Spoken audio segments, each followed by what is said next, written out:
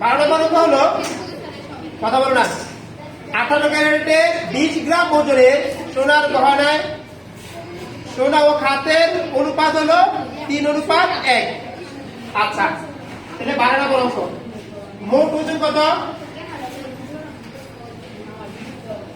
মোট ওজন, আচ্ছা গহনার ওজন লিখি, কথা বলো না, গহনার ওজন কত বলো তো? 18 ক্যারেট 20 গ্রাম। 20 গ্রাম। কয় গ্রাম? 20 গ্রাম। এই গহনার ওজন কয় গ্রাম?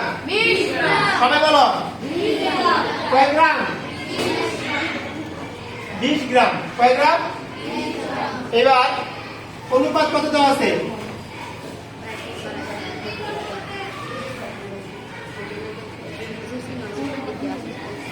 তিন অনুপাত 1। কি দেওয়া আছে বলো তো? এটুকু কি দেওয়া আছে না? কথা বলো।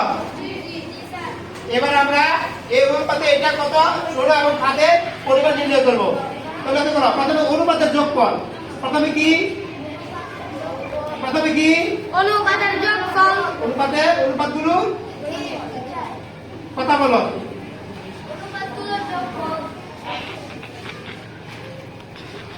যোগফল কত হবে? 3 যোগ 1 কত হবে? 4। কত? রেসপন্স করে না কেন? অনুপাতগুলো যোগফল কত? এবার প্রথমে একটা একটা করে আমরা বের করি।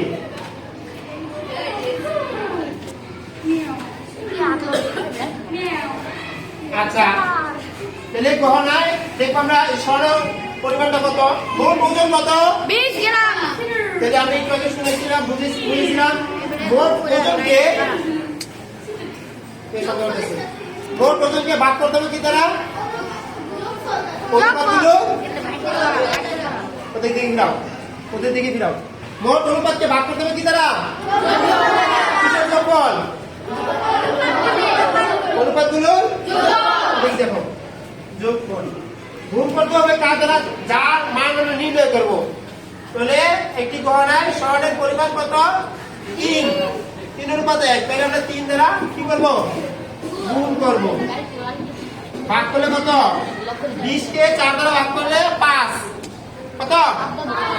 3 5 15। এটা হলো 15 গ্রাম। আর বাকি খাদ্য হলো 5 গ্রাম। তারপর আমরা বের করে দেখাই।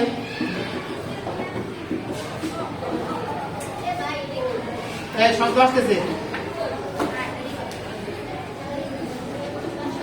কত গ্রাম? 5 গ্রাম। কত গ্রাম? এটুকু বুঝতে কোনো সমস্যা আছে? সবাই বুঝতে পারছো? সবাই কি বুঝতে পারছো? দেখাও, সবাই বুঝতে পারছো?